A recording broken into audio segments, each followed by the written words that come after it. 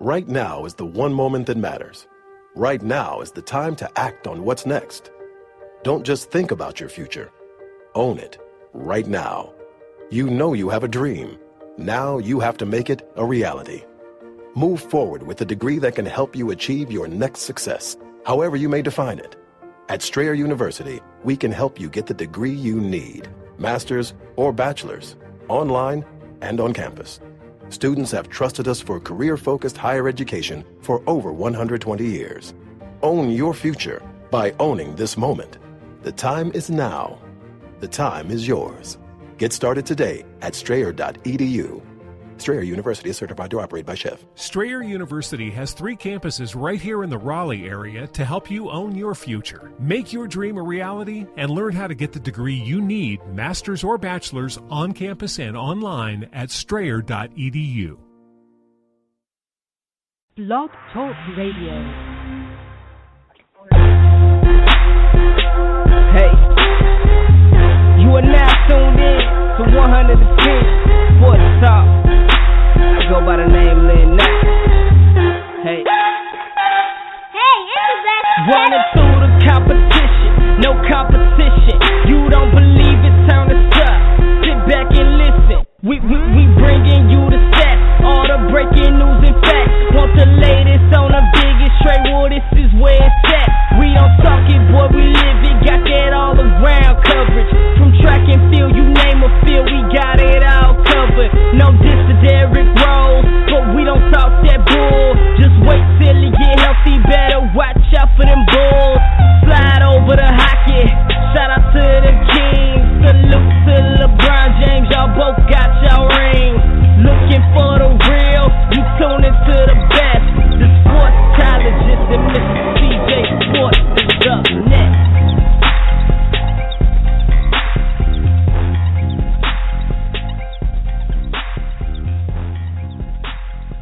I want to welcome everybody to the 110 Nation Sports Show. I am your host, Mr. CJ Sports. You can follow me at CJ Sports 1.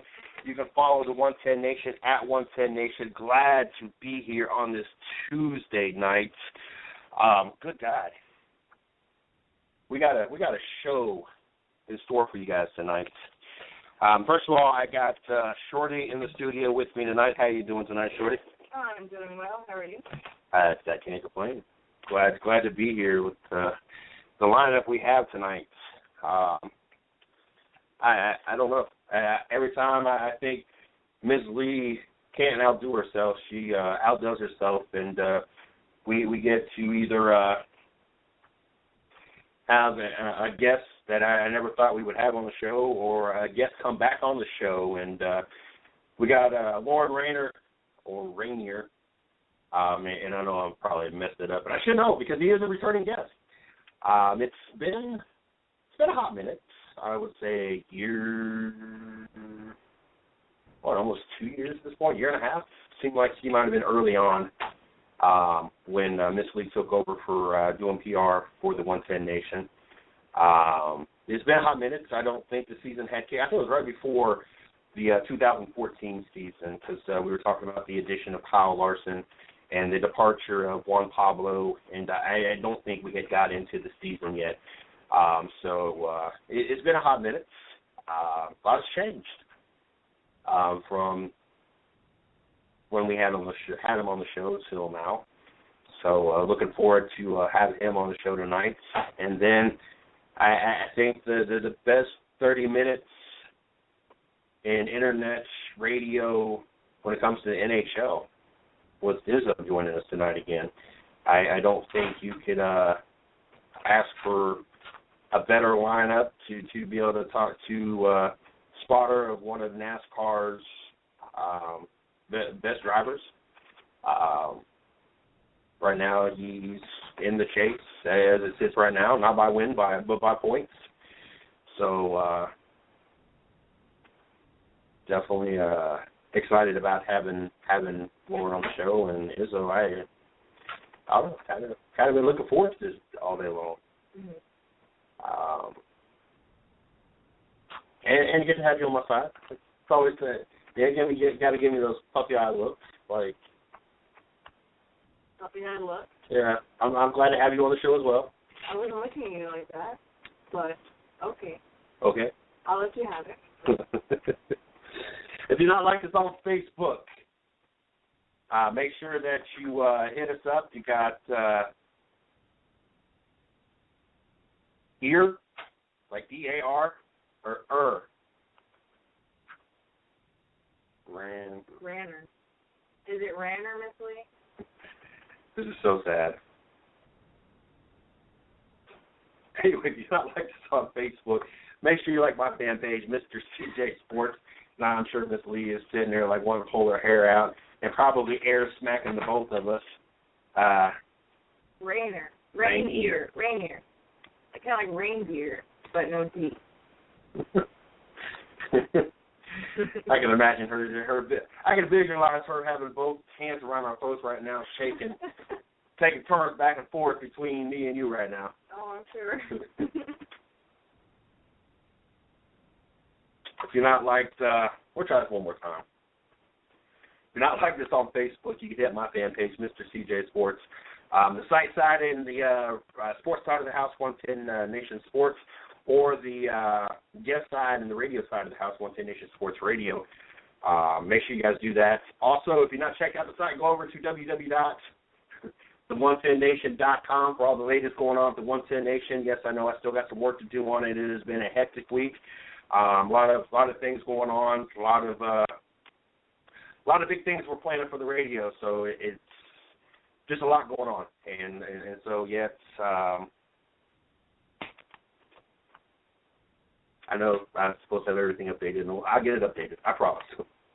But it's still current. It still talks about all up till this week's shows. Up until today's show, because I don't think I knew what today was bringing.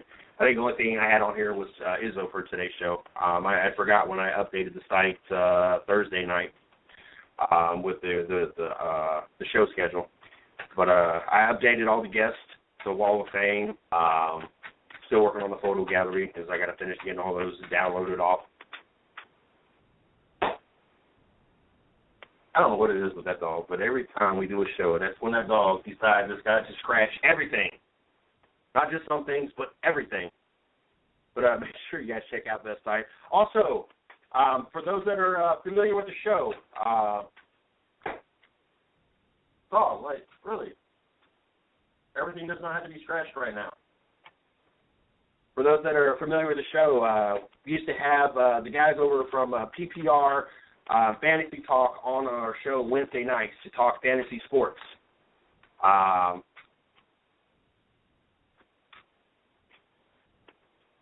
We were contacted earlier today. As a matter of fact, I was contacted yesterday, but I talked to them earlier today, and we're still working out the day and the time. But right around the corner with the football season getting ready to kick off, they had contacted me, and so I'm willing to bet I'll probably be back on Thursday night, so that's what we used to do to finish up the show. I say it's probably a good possibility that we will have it on Wednesday nights again, but I'm waiting to see what their schedule's looking like right now. But we're going to bring them on and to do a fantasy football segment on the show. Like I said, it's probably about a 30-minute segment. We ended up doing football last year and basketball with them. So looking forward to having them back. Great guys. You guys can follow them on Twitter at PPR Fantasy Talk. And you guys can check out their site from there as well. They have a really cool site as well. But looking forward to working out the details and getting them on our show once a week again, so we can bring a fantasy sports, more specifically since football is right around the corner, bringing them on to do fantasy football. I just signed up for my first league with Tim. He's a regular. He mainly tunes in on Monday nights. I'm not sure what other nights he tunes in, but a lot of Monday nights he tunes in. So I joined his league over on Yahoo Sports, hoping to get into one or two more fantasy leagues before it's all said and done. So looking forward to that. So now I got to download the app on my phone because of how technology has changed, and we get to do those cool things. I know I'm kind of old school, but growing up and doing my first couple of fantasy leagues, and you had to use the typewriter and correction tape and whiteouts and copy machines and hand delivery to apps now, and you don't even have to ever see the people that you're in the league with. I'm still blown away by it. It's still cool to me. I know it shouldn't be. I guess that's what happened when you're my age. It's not as cool as you as at your young age, is it? It's not relevant. It's not cool to me because I don't really, not really into fantasy. Really? Sports. So, yeah, I never guessed that about you. But, not a big fantasy sport guy, or sport girl, huh? No, I'm a guy. Why do you not have no interest in fantasy sports? Because why would, it's not real. I know. That's why they call it fantasy sports. I realize it's not real. There's no... You realize, like... I have no interest in it because there's not actual people, like, going out there and, like, kicking... There is actual people going out there. No, I mean... Yes. I'm taking stats from actual players and what they actually do on the field. Well, it's not then and there. It is then and there. No, it is not. It is. It's not and live. Fantasy sports is, like, the biggest thing in sports. And games are commonly dictated and players' times are dictated on fantasy sports. Well, more power to everybody else. I can't believe you have no interest in fantasy sports at all. Have I ever been, have you ever heard me say, hey... I learn something new about you when it comes to sports all the time. I gotta go check on my fantasy team, fantasy football team. Well, I didn't do a fantasy league last year either. I mean, I did the FanDuel one day. Freaking nerd. I'm a nerd. Nerds do that kind of stuff. Are you kidding me? Are you serious? FanDuel and DraftKings and all these other sites wouldn't have the money that they give away. They give away millions of dollars. It's not just nerds. It's everybody. They don't give away. They do. They do not give away.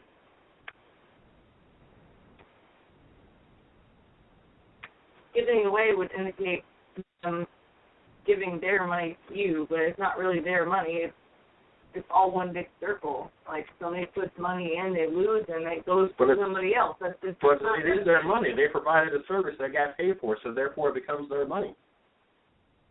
Not all of it is theirs. They get possession for a percentage of it, yes, but not. And possession is 9/10 of the law.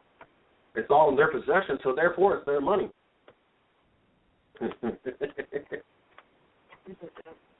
I am so dumb. I'm not dumb. How? How does that happen? How does that happen? How does Tom Brady, how do they uphold and give him the 4-game suspension? I'm blown away. So I talked about this last night. Well, it actually all came down to a cell phone. A cell phone that had over 10,000 text messages that... Someone that actually texted more than you? Because I remember somebody that used to text like 10 times as much as me when I first started talking to them. Anyways, so no, it came down to the cell phone. Tom Brady, when he found out that he was being investigated, he decided that he wanted to destroy his cell phone because they had asked him for any kind of electronic messaging devices. How do you feel about that? I mean, what do you feel that's an invasion of your privacy? His wife is a model. I mean, there could be some pictures that... But he didn't finish on a cell phone. He destroyed it. I know, but wouldn't you destroy it? No. So if you were married to a supermodel and you had your family life, maybe some nude pictures... Of her? Yeah. I mean... Maybe Roger Goodell's business to see them. Well, he might like to see them. Maybe he has an affair going on. Maybe he does. Maybe it was not Roger Goodell's business. I know. That's not relevant because they don't care about all that other stuff. But they're going to look through everything. So they can't discuss what else is in the cell phone that's not. So maybe he don't want. The case. But maybe he don't want everybody else to know his business.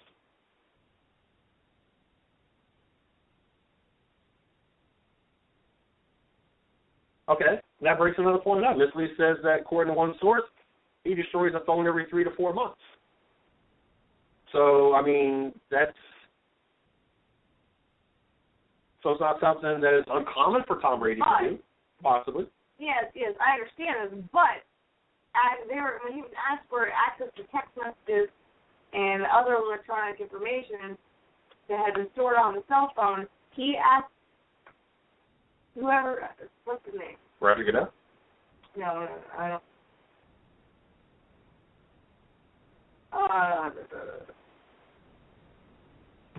Ted Wells. No. Ted Wells? Anyways, it's not really relevant on who he gave it to, but the person destroyed the phone because Brady found out he was being investigated.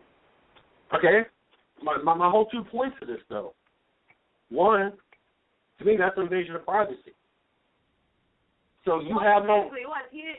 He did not get tried for this. He did not get tried for the destruction of evidence. Because that's kind of what... not really, no, because he was not being investigated at that moment. But see, he's kind of being looked at as... I don't know why I didn't tweet on there.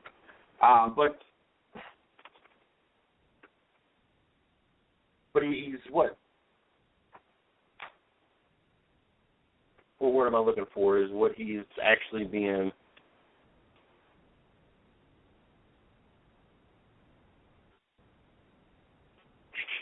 Where is it at? What word am I looking for? Basically, he.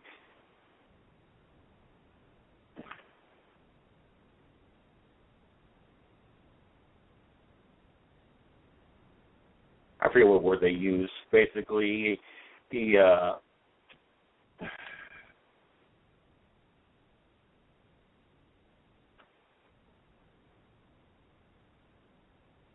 I mean, but also, he did what he did.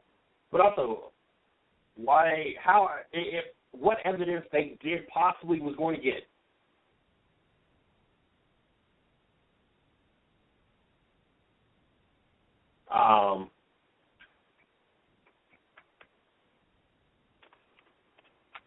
Trying to do two things here at once. But what evidence you did have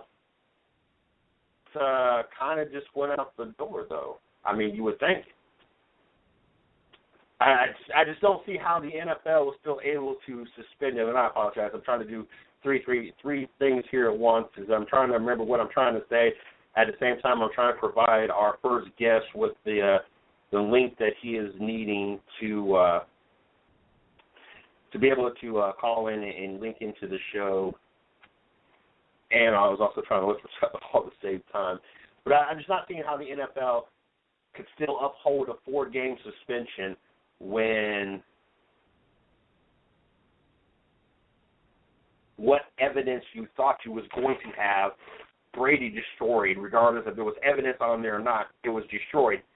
So I don't see how the NFL can uphold any kind of suspension when now they have no evidence at all. I mean, that's just ultimately what it comes down to in my book. You're basically suspending somebody off pure speculation. You're assuming that these other teams didn't set up Tom Brady or the balls were really out of under deflated due to Tom Brady, and you're also speculating that. No, you're also speculating that there was evidence on the phone that he destroyed because there was evidence. I mean, both of them are just pure speculation. Neither one of them are hardcore evidence. Dr. Emma messages because in the NFL, destroying the evidence is proof of guilt or at the very least not enough to overturn. But my whole thing is how is there, and Miss Lee, I'm working on getting you the link on Twitter. If you have his, Miss Lee, if you have his Twitter handle, please shoot it over to me, and that way I can put him in the tweet so he's got it that way. But my whole thing is, how do you get to the point where there's even a 4-game suspension when there's not been any proof to this point? And understand it's a big smack to the NFL's face. I mean, obviously they had to they had to suspend him. See if you can pull him up that way. They felt they had to suspend him because they felt that he was cheating, and you can't have that happen. But I just don't see how it sticks when I don't see how it sticks when you had no hardcore proof. So, and you guys have to give me 1 second as I'm trying to get this tweeted out to our first guest real quick.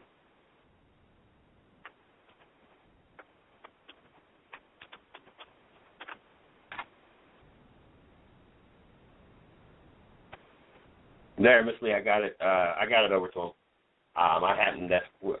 I forgot we liked each other we follow each other on Twitter, so I had him already in there. But like I said, I just don't see how, if there was no evidence in the first place. I understand that it looked guilty to what he did, and destroying the phone really just kind of made it look really bad, and it couldn't be overturned.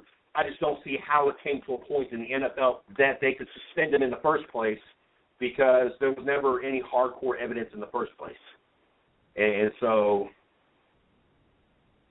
what's probably more amusing is, I talked about this last night, how this whole thing's amused me, and as long as it's drugged out and everything else, what is going to amuse me even more is we saw this the last time Tom Brady missed anything in the NFL. The Patriots are not going to miss a beat. The odds are the Patriots will still win the AFC East. I don't think anybody has enough confidence in E.J. Manuel over at Buffalo, Geno Smith, over the New York Jets. Yes, Miami, Tannehill. I don't think you have a complete team. I think your quarterback has developed a lot better than a lot of people thought was ever going to happen. And you have some standout players, but I don't think your team is good enough to be better than the New England Patriots, even with Tom Brady missing 4 games. So, I mean, we're going to be talking about this. I mean, the Patriots, 2-2 last year before they started to turn things around? I remember after the first couple of games of the season, it's time for Tom Brady to retire. It's time for the Patriots to go in a different direction. Could this be the final season? Is Tom Brady even going to finish this season?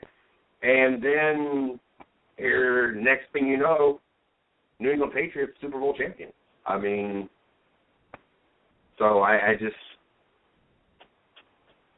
Well, I mean, the only reason that, Patriots are Super Bowl champions God, here we go. is because Seahawks made the worst call in Super Bowl history. Here we go with that. The mofos made lose some money.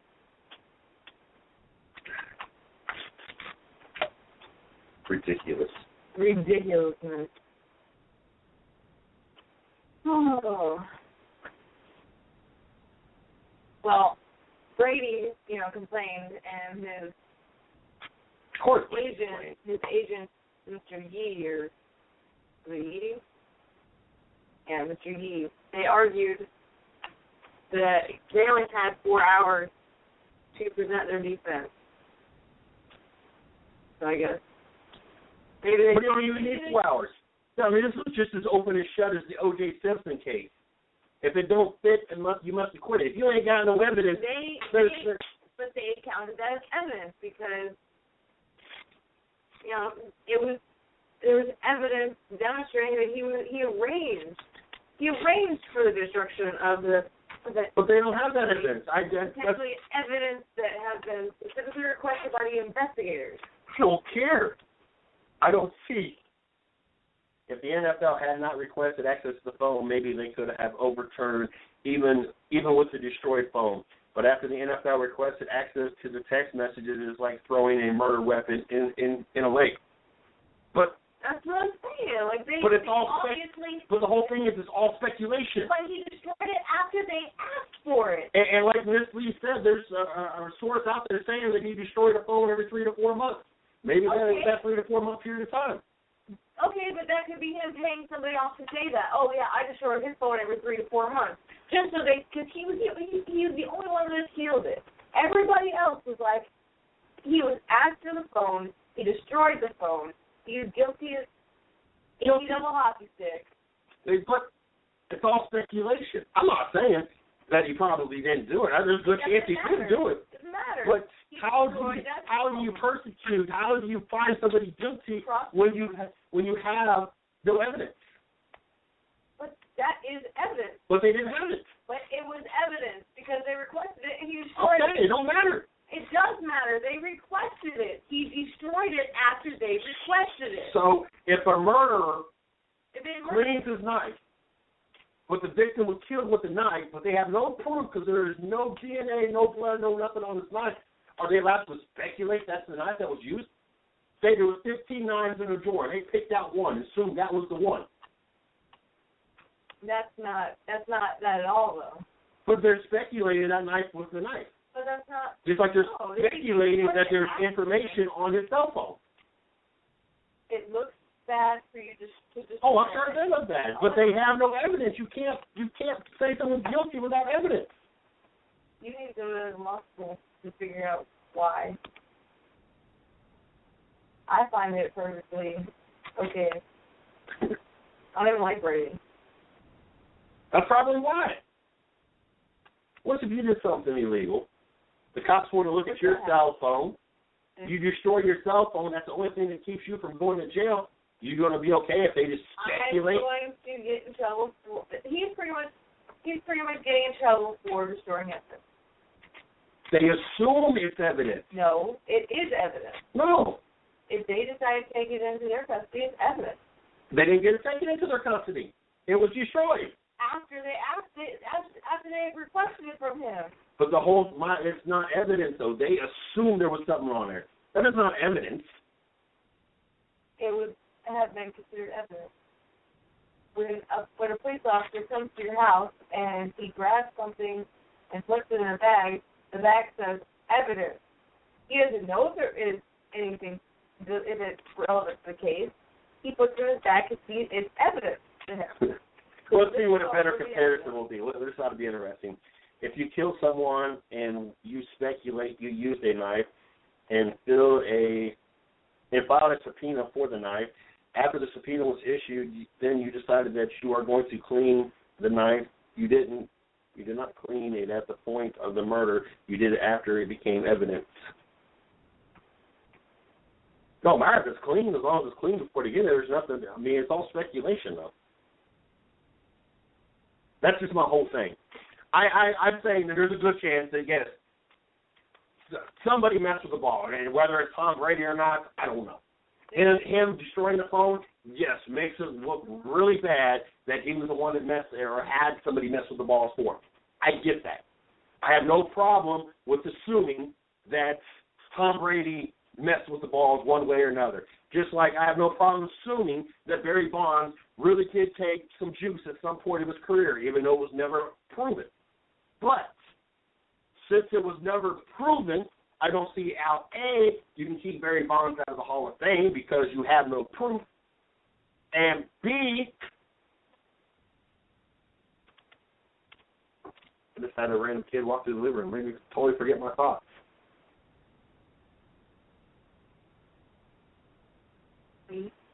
B, you can't just assume, or that even though we pretty much know that Tom Brady was guilty, you can't just lay down. I can't use the word B. And the inside joke with that, because I said A, then B, we call the little girl B instead of Elizabeth. So when I say B real loud, I have a little kid thinking that I'm talking to her. But anyway, B, just because there's no doubt in my mind that Brady had something to do with it and destroyed evidence. Without any proof, I can't say he should be suspended 4 games.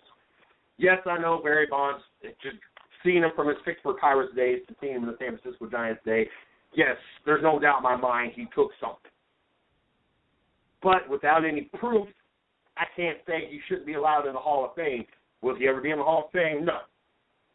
But rightfully, is it justifully? No, in my opinion, because there's no proof. Just like there's no doubt that Tom Brady did what he did, but Do I think he should get suspended 4 games? No, because there's no proof. What proof you thought you was going to have, he destroyed. Regardless if there was something on there or not, it's all speculation. There's no actual hardcore proof that there was some kind of evidence on there. If the NFL had that much evidence that there was something on that phone without a shadow of a doubt that they could pull away that 4-game suspension, that means you have the other end of the text messages, and that should be submitted. If you don't have either end of the conversations, that means to me you do not have enough proof to suspend him for 4 games. Yeah, but they don't know who the text messages to. Then that means they don't have no hardcore proof that there was something on his phone. Therefore, it's all speculation. That just brings you back to our point. Like I said, there's no doubt in my mind he has something to do with it. Either him or the other team trying to set him up. Which there's been reports out there that the balls belonged to the Indianapolis Colts. They weren't even the New England Patriots balls. The ones that were way out of the allotted pressures.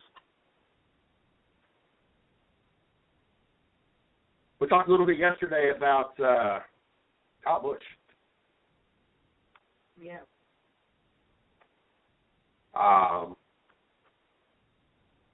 You'll be in, 4 out of 5. 4 out of 5.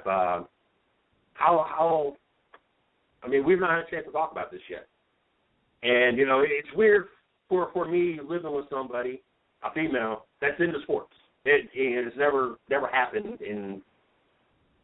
What was it, 35 when we started hanging out? 36? No, 36? Right before I turned 36. So in 35, almost 36 years, I've never lived with females ever that had anything to do with sports. And then here we go to the Coke 0400s. A couple weeks ago, we go to Kentucky. We've met up at yesterday's and watched races. We've sat here and watched races, sat at the other house and watched races. I mean, I don't have a lot of race conversations with you because I'm not used to it. I don't really think about it. I don't try not to have conversations with you. I'm just not used to it. So, I mean, for someone that has been watching for a while and has an invested interest in the sport, like how impressed are you to see Kyle Busch come back from an injury that he came back from? It definitely shows, his spirit. I mean, if he didn't want to be out there and he didn't, if this was not his life, he wouldn't. I honestly believe he belongs in the sport because, I mean, the injury he had, and the amount of wins that he's had the last 5 games, 4 out of 5 races. 4 out of 5 races is pretty great. I mean, to know that they were speculating for him to take about 6 weeks. Speculating, estimating, guesstimating, whatever you want to call it, that it would take him 6 months. He comes back in like 3 months. And not only does he come back, it's like he didn't miss a beat. He jumps back into both series. Not just doing one. It was like, you know what, if I'm coming back, I'm coming back all the way. Maybe he probably wanted to come back when it first happened, but maybe he wasn't cleared by the doctor, so he had to wait till he was cleared. Maybe he didn't get cleared. Yeah, that's clear. I mean, it's not that he didn't want to be out there, it's just he couldn't be out there. So. But it just blew their mind that he didn't ease his way back into it. Like, he wasn't Ricky Bobby, He didn't jump out as far. I mean, he was on fire. And he couldn't jump out. He had like broken legs. No, I'm talking about when he came back. No, but he drove like he was on fire. Went 4 out of 9 races, going from 173 points back from 30th to 23 points back. Pretty phenomenal. Now, I think NASCAR has got themselves in a situation here. I know that the rule says you got to be in the top 30. You got to have a win. Well, I mean, you don't have to have a win, but if you're only in the top, if you're not in the top 14 or 16 player or drivers that don't have wins, and you got to be in there. But if you're not in there, then the win gets you in. and you could be in the top 30. I think there's one other driver that's outside of the top 30, or was out of the top 16. I don't know if still isn't or isn't. Seems like Kurt Busch was. And the win has him in the top, eligible for the chase. But to have a driver, and I had this discussion with a couple of guys that come in on a regular basis at my job, and we were talking about Kyle Busch. And I just find it hard. Let's say that for some freak reason, Kyle Busch has a DNF. Say 1 week he blows a motor, another week he gets tangled up in someone else's mess, has 2 DNFs, is unable to get in the top 30. I find it really hard to see to see NASCAR. I know that he'll make it in the top 30 without any problems. I'm just saying, what happens if 1 week he blows a motor, another week he gets tangled up in somebody's mess early in the race and is unable to get in the top 30? I just don't see how NASCAR could say you have 4 wins in half the amount of races. You have tied Jimmy Johnson with the most amount of wins with 4 races. Nobody else is really even close. I don't even know if there's anybody with 3 wins. I think the next closest is 2 wins. You got, like, right now 6 drivers or so that have no wins that are in right now. And you tell Kyle Busch he cannot make the chase.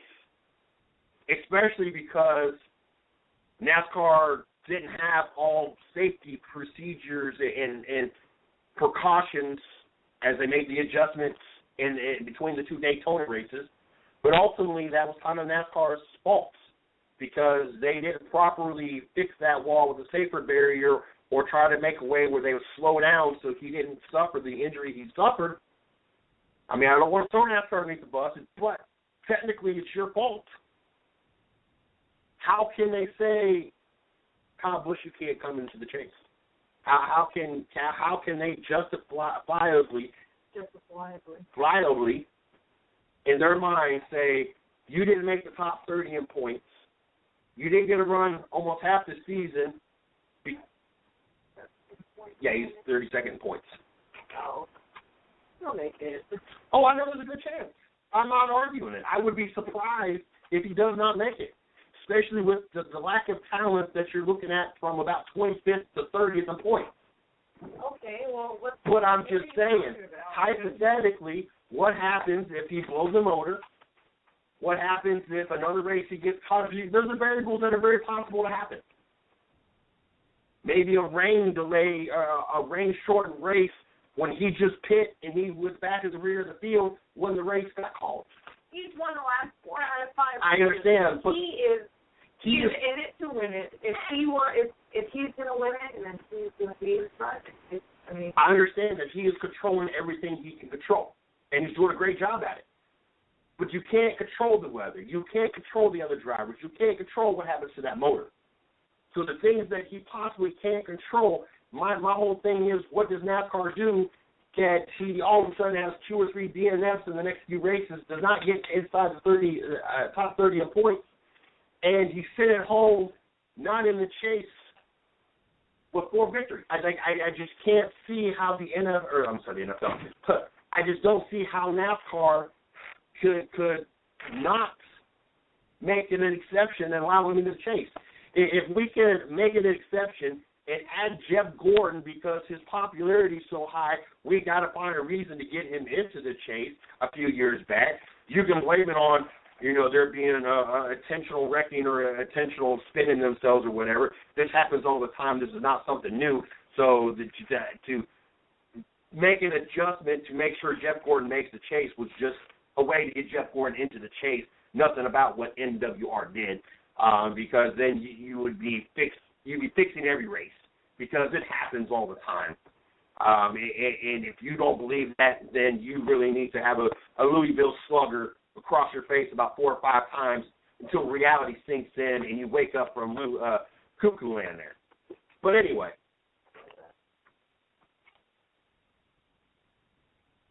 there's the possibility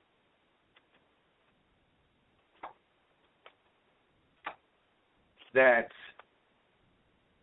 he does not make top 32 in points. Very slim, but a possibility. I would love, as much as I would love to see Kyle Busch make it regardless, a part of me wants to see him have 4 wins, even possibly 5 wins, and not make the top 30 just to see what NASCAR does, to see if NASCAR makes right by Kyle Busch. Because you didn't put the safer barrier walls on the inside wall, he got injured. Because you added Jeff Gordon a few years back for no really real reason other than he just didn't make the chase, and you cannot forbid Jeff Gordon doesn't make the chase, how do you not make an exception and allow Kyle Busch into the chase, who has 4 wins? That is been probably the hottest driver we've seen since 2007. The last time we saw a driver have 3 wins in a row, Jimmy Johnson, 2007. The last time we saw a driver win 4 out of 5 races, Jimmy Johnson, 2007. So I just don't see, or I would just love to see how NASCAR decides to handle it and see if there's Stevens in the chat room. To see, part of me wants to see Kyle Busch be in there and we not have to worry about this whole discussion. Another part of me just wishes that, another part of me wishes that he doesn't make it, just to see how NASCAR handles it. I think it would be interesting. That's just me.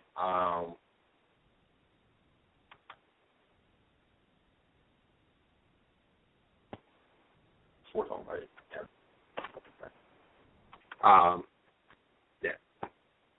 That's just me. I like to see controversy. I like to see things kind of get shooken up. How it destroyed cell phone, crushed a superstar.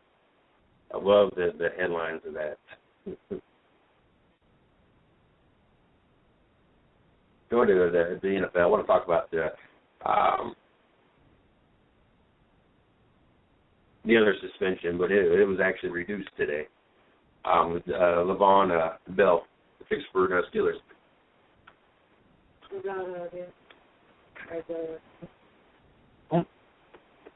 Yeah, Bell.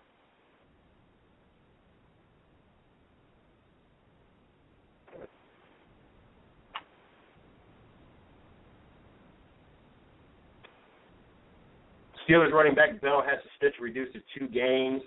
The league reduced suspension against Pittsburgh Steelers all-pro running back from 3 to 2 games, leaving him eligible to play. The Steelers travel to St. Louis on September 27th. League initially suspended Bell for the first 3 games of 2015 season, part of a fallout from his arrest with a DUI and drug charges. So let me get this right.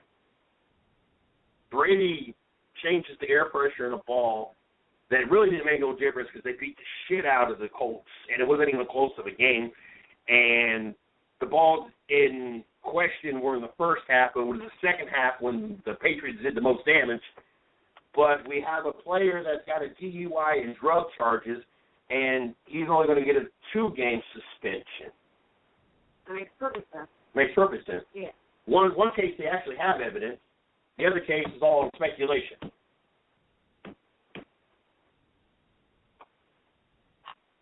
Did you eat paint chips as a child? Probably. Probably. Oh, so young. Did they even have lead paint still in those child? I didn't say lead paint. I don't think it really makes a difference what kind of paint it was. It does. I think if you ate paint, period, it would just damage your brain. No. It's lead paint. Well, let's go get a gallon of paint tomorrow, and you go ahead and chug it and see if it does anything to you. That would kill me. Well, then exactly. All paint does something to you. Yeah, but that's not chugging anything of paint. When they ask what the expression, did you eat paint as a child, refers to lead paint that will No, it's just a reference to candy boy. Yes, it is. Yes, but it's lead-based paint that they're talking about. Are you a retard? That R word is not a very polite word to be using. I mean, but You. Even Joe Hayden is trying to get that word banned. He's a cornerback for the Cleveland Browns. Oh. You really are a Baltimore Ravens fan, aren't you? Lord have mercy. I am not. I thought Johnny Man Johnny Man joke.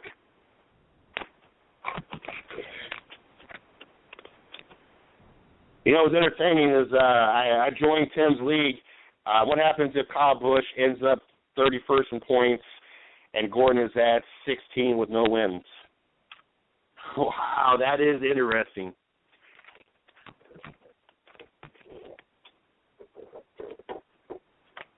Then Kyle Busch would not make the chase, or they would have to open up to a 17th car. Because you know NASCAR, and I like that. That's a good question. That scenario would really not play in Kyle Busch's favor at all. I think it had been any other driver outside of maybe Jimmy Johnson, I think it would have been a no-brainer. But, yeah, Jeff Gordon is not going to get the boots out of the chase. I think if he don't make the top 16, I think the NFL. I think NASCAR would find a way to. being last season and all. Last season and how he's just been so important. I'm so tired of hearing about Jeff Gordon. If I ain't never got so tired of hearing about Jeff Gordon before, I am beyond tired of hearing about Jeff. I should have retired 5 years ago, Gordon. I'm sorry, but every race with the parades and the whole day of wrapped up of talking about this is the last time we'll ever be at this track, and the fact that there's only one more track left on the NASCAR schedule that he's still got to make a return to. Oh my God, I am so tired to. Hearing that too. I am so tired of hearing about Jeff Gordon. I understand that he's been in the sport for 21 years, I think, or 23 years. Was it 92 he came into the sport? I don't know. I was born in 91. You were still your parents were still using baby wipes on you while Jeff Gordon was coming into the sport. But well, I was raised in Daytona, so. I just if that was the scenario, they would definitely have to open up the 17 car. They're not going to not allow Jeff Gordon to be in the chase, to let Kyle Busch, who rightfully so is more deserving to be in the chase. It's just not going to happen. But Le'Veon Bell reduced to a 2-game suspension.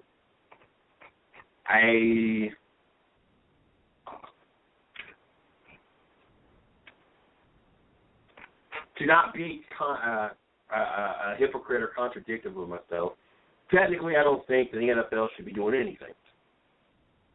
That's all legal issues, and that should have been taken care of through the legal system. Yes, the only player that we've discussed that should be in trouble with the NFL would be Tom Brady, because that wasn't breaking the law, that was breaking the rules of the NFL. So with that being said, if the NFL is into playing law and NFL and have suspensions, I find it interesting that you give someone that you have proof that did something wrong, DUI and drug charges, he gets 2 games. I think it's all about because Tom Brady appealed their decision. If he would have just stuck with it, how many games would he have got? He was getting 4 games. Regardless? Yes. That's stupid. So Yeah, it has issues. We didn't work out. How do you give someone 2 games? You actually have evidence. You give 4 games to someone. You have speculation. I just find that amusing. I don't know how. I don't understand how that works. What should have happened? This is what should have happened. Since you've had quarterbacks openly admit to altering the balls. Aaron Rodgers says he overinflates the balls. We've had other quarterbacks openly admit that they have tampered with the balls. So therefore, regardless if you find Tom Brady to be guilty or not, it's an issue in the NFL, period. But more so that you don't have actual proof, the NFL should have sucked it up. Said, you know what? we didn't have really a clear-cut policy, obviously, or we misjudged how the ball should be handled.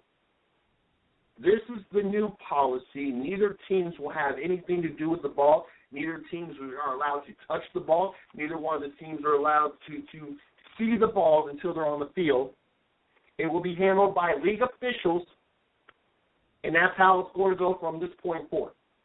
Suck up any speculation. Tell the Indianapolis Colts and the Baltimore Ravens, quit being butthurt. You got your asses handed to you. It is what it is. And move forward. Not trying to make an example out of Tom Brady because you felt you got butthurt because all these people admitted to doing what they're doing,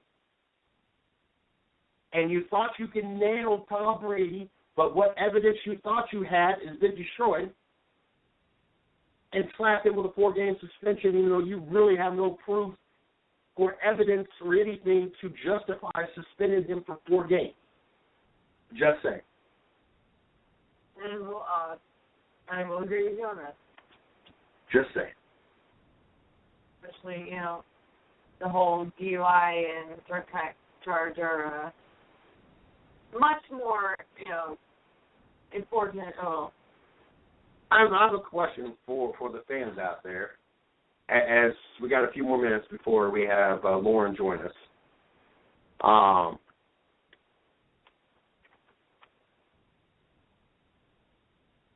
More so to the two people that I have on Facebook right now that are messaging me throughout the show. A-Rod, is there not at least a small part of you watching what he's doing at 40 years old, leading the Yankees in like everything, has stats that we've not seen out of him for years at this point? I think some of the stats have ranged anywhere back as far as 2007 through 2009 or 2010. I understand part of what he has done, he's had a year off, and in fact he's playing DH. But is there not a part of you that wonders if he is not still taking PEDs? I just find it hard to believe that someone that is dependent on PEDs almost his whole career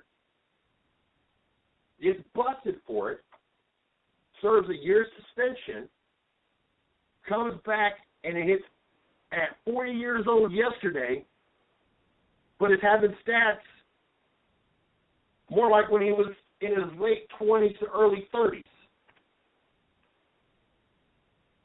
I just find it really hard to not want to have the discussion on what he is possibly taking or not taking. I would like to believe that one time in his career he's actually doing it legitimately. But in the back of my mind, all I can sit there and think is this player at his age is playing way too good to be playing without being under the influence of some kind of PED for pretty much the first time in his career. And I'm just wondering, is there anybody else out there that sits there and feels the same way? All he did was he went out and found some stuff that didn't show up on a drug test, that was bigger, that would make him bigger and better than what he was. It costed a lot more money. That's got to be really some good stuff that's better than taking the juice. I'm talking about juice that's actually, like, some new juice, maybe. New juice. Some new juice. New juice. Maybe some juice that, doesn't show up on a drug test. A juice. I also wonder if he's getting tested more than most of the other players. No one did. Sorry. Good God, you make more noise than a whole nursery. Of babies. Nursery. No. Yes. No. But it makes me wonder if he's getting tested more than regular because of his history. But also, is he taking something to make himself play at the level he's been playing this year? Like, to me, it's just crazy the stats we're seeing out of Alex Rodriguez.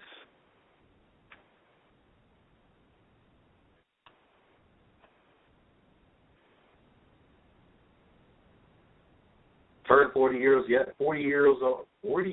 old yesterday. Once again, hits another home run. He's hit 23, 24 home runs.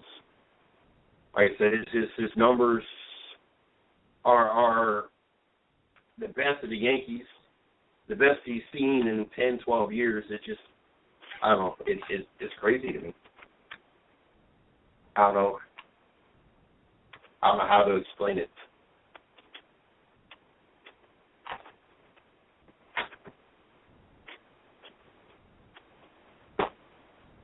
Gotcha. You might want to stop. You want to get yourself hurt. I know it's going to be busy in here when Izzo is on, blah, blah, blah, blah, blah, blah, just seeing what we got going on in the chat room. But I want to thank everybody that's tuned into the chat room as well. We got Lauren Rain. There we go. Not no more jacket. I apologize. Joining us here in a couple minutes, he is Jamie McMurray's spotter. Also spotted Christopher Bell, the winner of the Eldor race. I'm looking forward to having him on the show. There you go, on the race. And then also we got Izzo joining us at 10:30 to bring you guys the latest NHL talks. And definitely looking forward to having him. Probably the best 30 minutes of the NHL talks you can get on the radio. So definitely excited about having him joining us here very soon. If you guys are not like us on Facebook, you can like my fan page, Mr. CJ Sports. It lets me get an opportunity to be a little more opinionated. Don't got to play by the guidelines of the company's website. Get to say a little bit more freely. We got the 110 Nation Sports fan page, the site side and the sports side of the house.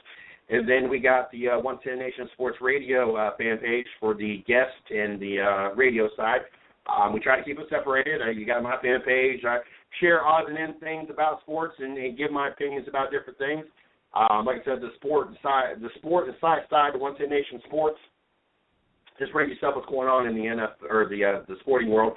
And then the 110 Nation Sports Radio lets you know about the shows going on, and then also we try to keep up with all the guests we've had on the show.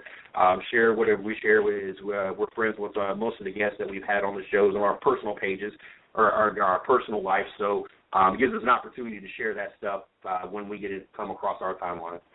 So guys, make sure you guys check those out. Also, you can check out our website, www.the110nation.com. Also, like us on Twitter. You can follow me at CJ Sports 1.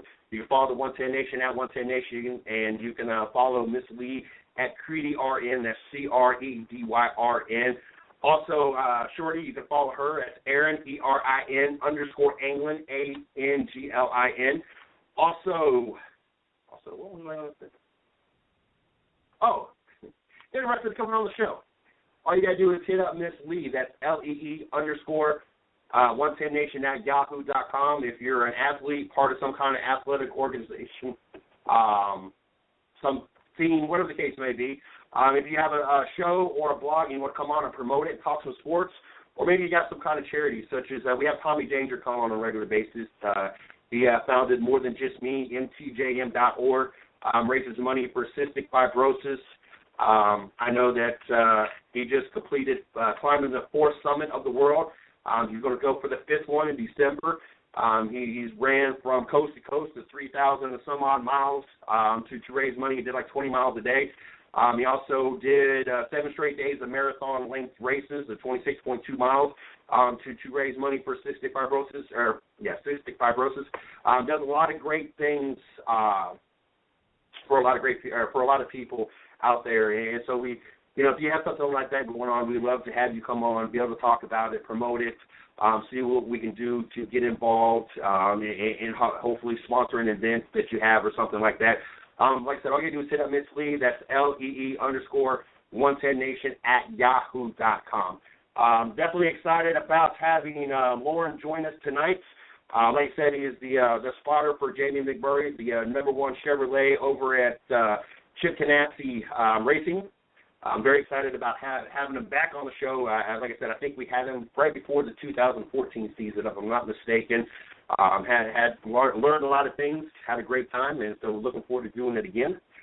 So very excited as we got him. All right, got you. Also, and I got you. We got you as well on that, Ms. Lee. Also, the chat room is open for anybody that wants to tune in or get in the chat room. And Ms. Lee is in there. We are also paying attention to the chat room as well. For those that are want to get in the chat room and hang out and talk to everybody. So make sure that you guys do that as well. But without any further delay, let's go ahead and get Warren on the show. How are you doing tonight, sir? I'm doing well, thank you. It's been a little while since we've had you on the show.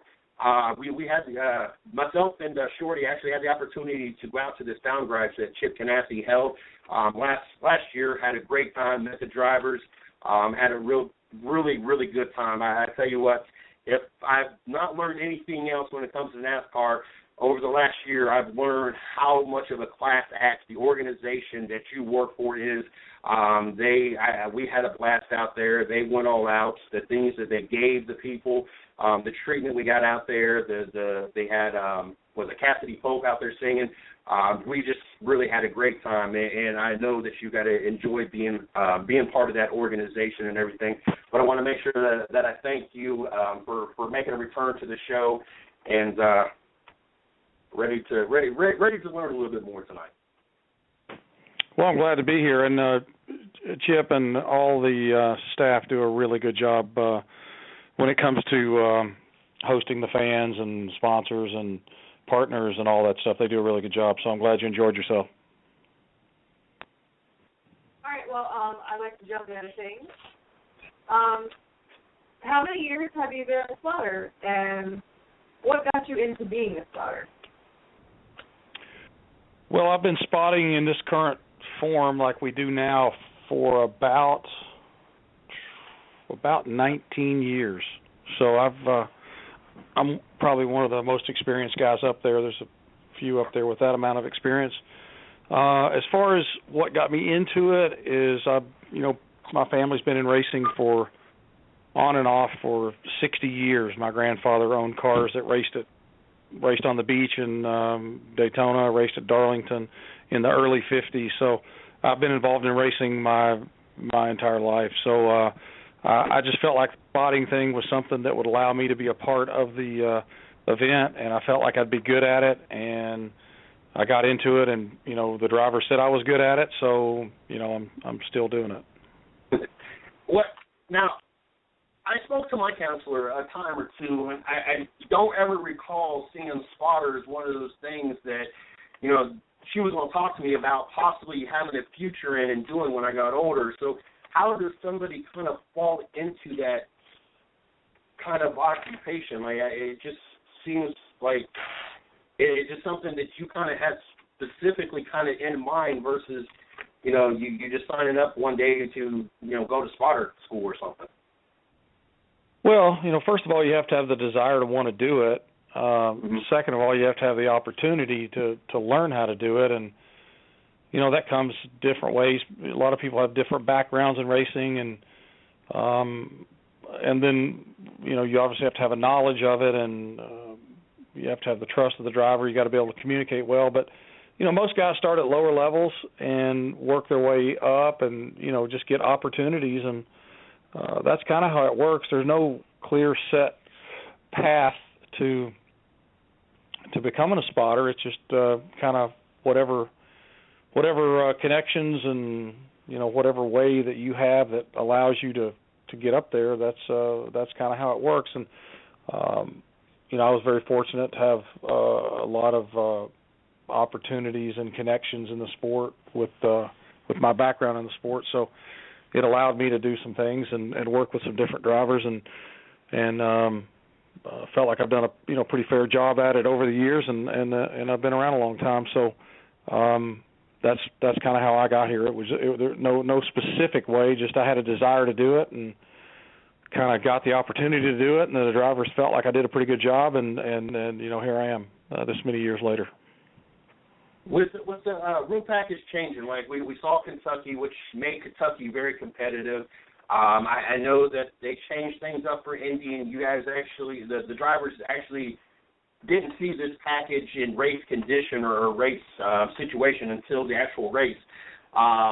Is it hard for a spotter to adjust and be able to help the driver, kind of guide them, and make the decisions on where they should go, or help guide them anyway, and what lane to take or what line they should take or whatnot? When you're kind of new with the package yourself and not quite sure how the cars are going, the closing rate's going to happen, how loose they may get being next to each other or getting too close to the driver in front of them, how much of an adjustment or how hard is it to adjust to these new rule packages when you guys, some of these races you don't even get to experience until actual race day? Well, you're going to know kind of the characteristics of the package before you start. By what they're trying to achieve. Kentucky was that way. We had a practice day that we didn't really get, and then we got some extra practice on the day before the race, and they didn't have qualifying. So we kind of knew what that was going to be with the low downforce package, and I thought that was really good, and I think that's the direction that they should go. I feel the drivers feel that as well. I thought they made a good call in trying this high drag package at Indy. Indy's always been a race that it's been hard to pass, and I think they had nothing to lose by trying it. I thought it was a really good call. I don't know that it achieved exactly what they were looking for. I'm not sure that package is going to be a package for the Cup cars long term. I don't think that's going to be the way that it goes. I mean, I think they're going to try it again at Michigan, and Michigan's completely different style of racetrack than Indy, and it may work fine there. I mean, it's really what it is equivalent to what a truck would do, and a truck puts on a pretty good race on a track like that. So it will be interesting to see if they run it again, if it does a little bit more than what they think. I'm not sure that it will, but I'm just by what I've seen, I'm kind of hoping they go towards the low downforce package and the softer tire, and I hope they go that direction. I think that's going to put on the best show. The numbers from Kentucky don't lie how much better it was. They had a stat where in the 2014 race there was 1,440 some odd overall passes in the race, green flag passes, and in the 2015 race with the low downforce package, there were 2,600 passes. So it was clearly more competitive.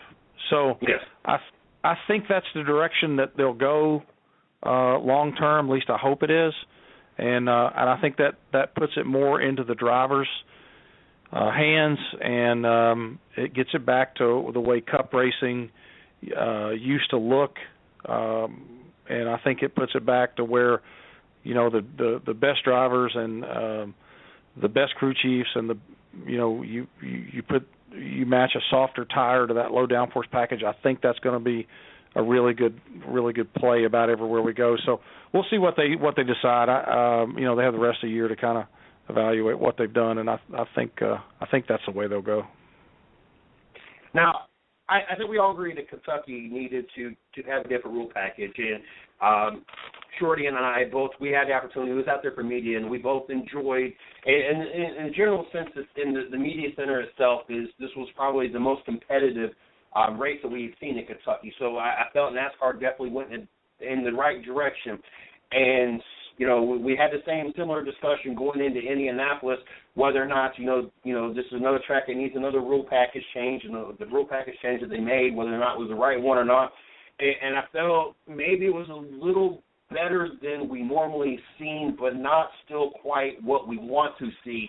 What was the overall general census from the drivers? Did they like this rule package? Was it not a good combination? Because it seemed like we've seen a few drivers lose control and was losing air when they got next to each other, and then of course also the drafting that affected them. It seems like you could get up on somebody, but he kind of stalled out kind of situations. What was the overall general census when it came to the drivers themselves? You mean at Indy? You're talking about Indy or Kentucky? Yeah, at Indy. In Indy, yeah.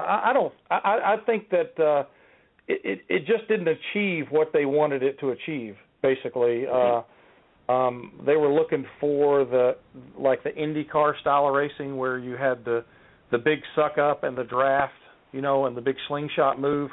Well, the way the cars are today, once you make the move out of line and you hit the wall of air, basically you stall out, and then what happens then is you have two cars running side by side. The guy that's behind the cars that are too wide in front, he kind of gets a little bit of a run and makes it go, but it just didn't quite achieve what I think they wanted it to achieve. But that's okay. You've got to try, and you've got to take a look at it, and you've got to look at it in race conditions. You can't simulate that in testing.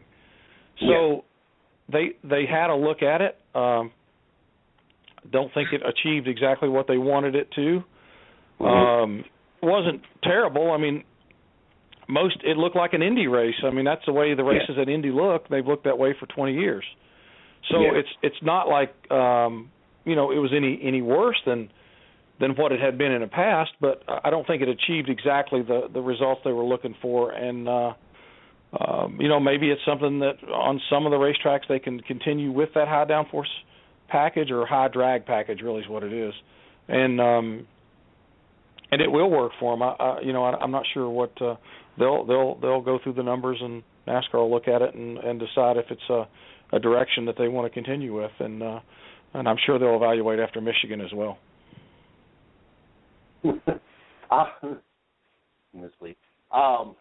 I know how big it is for the drivers, this historic track at Indy. Is it just as big, or it mean just as much to you guys to be out there at this track? Absolutely. I mean, Indy is, it's one of the crown jewels of racing. That facility is really second to none the way it's laid out. It just the problem is it doesn't equate to really good racing, and I think that's the part that frustrates everybody. Is it really races like a left-handed road course is basically how it races, and the IndyCars put on a phenomenal race there with the package that they have now. Is great, and I think NASCAR is looking for that style of race there, but it's just hard to simulate it with this big car on that narrow racetrack, and as tight as it is in the corners, it's hard to create that IndyCar style of racing. So anyway, it's a great facility. It's historic. I love going to Indy. Love the mystique of the place. It's fantastic. I actually have a question for you. A little birdie told me that you might have possibly spotted for Christopher Bell at Eldora. Is this little birdie correct? That would be correct. All right.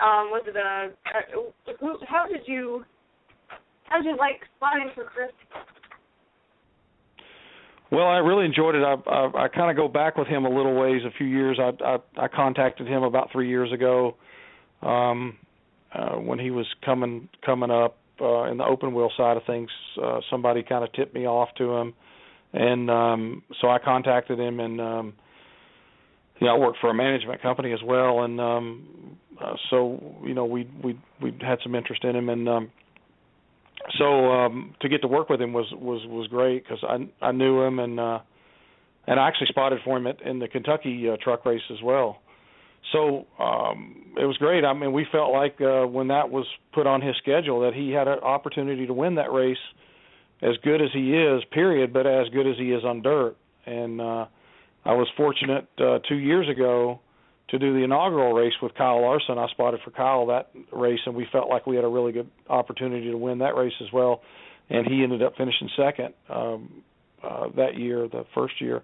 So we felt like Chris could win it, and Damphy didn't pull it off. Is there a big difference between spotting on dirt versus asphalt? Well, there isn't a way, because you're kind of looking for different things when you try to help the driver. You know, obviously, you know, you're telling him what's going on around him, you know, inside, outside, all that kind of stuff. But then you kind of want to tell him where the grip is on the racetrack. And Tony Stewart did a phenomenal job prepping the racetrack for that race, for the feature. He went in there and he kind of tilled up the bottom and watered it and then rolled it in. So it had for the first 35 laps or so, you had a really good bottom groove until it kind of slicked off down there. And so, you know, we're trying to tell him, you know, where the trucks are running and where we want to restart, and in the early part of the race. Then the latter part of the race, the track kind of went back to where it was the last 2 years, where, you know, you kind of ride around the top, and then you had to, if you were going to make a pass, you had to kind of time a slide job, whether it be on a restart or, you know, if you could get close to them and kind of time a slide job. And so, you know, I was kind of letting him know all that. So as far as, is it different? It's different, but it's really not. You're just basically telling him where the cars behind him are running, and, you know, where the optimum line is. And then mostly what I did to him was just trying to coach him and keep him really calmed down. And the main thing is to take care of our truck, because you're running so close to the wall that if you just step over that line, you can really eliminate yourself from the race. And I was really on him about, let's make sure we got a really good truck at the end of this race and give ourselves a chance to win it. And he did. He did a great job. He's a phenomenal young driver, extremely talented. I think you'll see him in a Cup car in a couple of 3 years for sure. That's good. Is there anything unique to spotting at Eldora? Well, you know, Eldora is a probably the premier dirt racetrack in the country. I mean, there's a few others, Knoxville, Iowa, and a few other places that you could put up there with it. But to me, Eldora it's very special to me. I went there over 20 years ago, and first place I met Tony Stewart, and then the fact that he owns it now is pretty special to me. And as far as, you know, it's more than just the fact that you're on dirt, and it's just a little bit different deal, but not really. I mean, you know, racing's racing. You're just, you know, the cars around you, and you're trying to, you know, outmaneuver everybody that's around you, and hopefully your car's a little bit quicker and your driver's a little bit better, and you can give them just a little bit of information that'll help them, and, you know, you win the race. And lucky enough, you know, Chris did that, and Shannon, the crew chief, and all the guys just did a phenomenal job. I mean, the whole group did a great job. So pretty proud of all those guys that put that program together at Kyle Busch Motorsports. Now, I got a comment, and then I also got a question before she asks you what she's going to ask you next. But one, in the chat room, someone told me to ask you about 201 Speedway in Paintsville, Kentucky. And then also, I don't know, I visualize it being a little bit, I don't know, you make it seem like it's so easy, the transition, but when you sit here and watch the guys go around on asphalt versus, I mean, it's pretty much almost like a drift on the dirt track. You make it seem like it's so simple, but to me it would seem like it would be so much more involved, I guess, because you're not only trying to help guide them around the other trucks, but they're kind of just sliding sideways the whole time as they're doing it. And I would think that it'd be a little bit more difficult because there's not so much draft and you know, single lines. It's trucks going sideways almost around this whole track, and I don't know, you just make it seem so easy. Well, it's more difficult for the driver. It's just not that much more difficult for me, because you know what I mean. Just, you know, it's a lot different for them. So that question would be more, you know, would be a Chris Bell question or a, you know, Bobby Pierce question as far as driving it. As far as spotting it, you're just trying to predict where they go. If what is hard is if they try to pull a big slider, and are they going to clear them or not? That would be the hardest part. And but there's tracks that we go that they do the same thing on asphalt. You try to make a big move, and can he clear them on the exit? He can or he can't. One or the other. You're clear, you're not clear. One of the two. All right. Do the other spotters get along, or is it as cutthroat as a competition on the track? So, I'm sorry, say that again now. The spotters what? Oh, the spotters get along, or is it as cutthroat and, like competitive as the drivers are? Track? No, the spotters actually, it's a really tight knit fraternity. If you want to know the truth, the spotters get along really, really well. It's we spend every weekend together up there, and it would be really hard to not get along and spend 38 weekends together. I see those guys more than I see some of my family. Well, I do see them more than I see some of my family. So it's a really tight knit fraternity. We actually hang out together, and now there's times when you get something happens, you get heated. You might have some heated discussions. But we're just a tool for the driver to help relay information, and really the main thing we're up there for is the safety of the driver, and that's the main function of a NASCAR spotter is safety, and and I never get away from that. That's my utmost importance is to keep my driver as safe as I can and let him know anything that might be an issue. So as far as the guys that we're around, we get along really well, really, really well. See, I couldn't be a spotter because, prime example, if I was on Trevor Bayne's team or Eric Almirola's team, after we watched what they did during the caution, I would have a personal grudge because that's my driver, and I would take it. I guess I would take it too personal, even though I'm not in the car and I'm just on top of the track watching it and kind of being the safety of the driver. I am very competitive. I don't like to lose at anything. I don't care what it is. It could be a grass in the water going down the road race, and I do not want to lose. So I think I would take it too personal, and I don't think I could be a spotter. I couldn't be part of that. Lose in Mario Kart. Yeah, I don't even like losing a Mario Kart. So I think I would take it very personal if I was up there. I don't know. I guess that would be me. One, I didn't realize Jamie Mack had been in NASCAR for so long. It don't seem like he's been around for 13 years or so. But more specifically, what have you seen being the spotter of Jamie McMurray? What has changed? Because we've seen a difference in Jamie McMurray in results. The last 3 years, he's completed on average more laps than almost any other season. I think 2005 was the only year he actually completed more laps percentage-wise, where we're seeing him finish more towards the front of the field. He's looking like he's going to possibly make the chase this year. What has changed over at Chip Ganassi Racing that has made Jamie McMurray look like he's more comfortable in the car and more competitive? Well, I think everybody's done a good job from Chip and Felix all the way down through Max Jones and all the engineering staff, the crew chiefs. They're just building good race cars over the last couple of years. I think they just do a really, really good job. It's a really good organization, and they build really, really good race cars. And I think as far as Jamie goes, Jamie's a really good race car driver. He's very talented. He's very versatile. He can race anywhere, short tracks, road courses. He's a great speedway driver. There's only probably a couple of tracks that I would say that he even says he doesn't like that much, but he's still competitive. He's competitive everywhere. And as you get older, you got much more experience. He's in great physical condition. He just does about everything right, and gets along with everybody well. Treats all of his crew well. Phenomenal with the sponsors.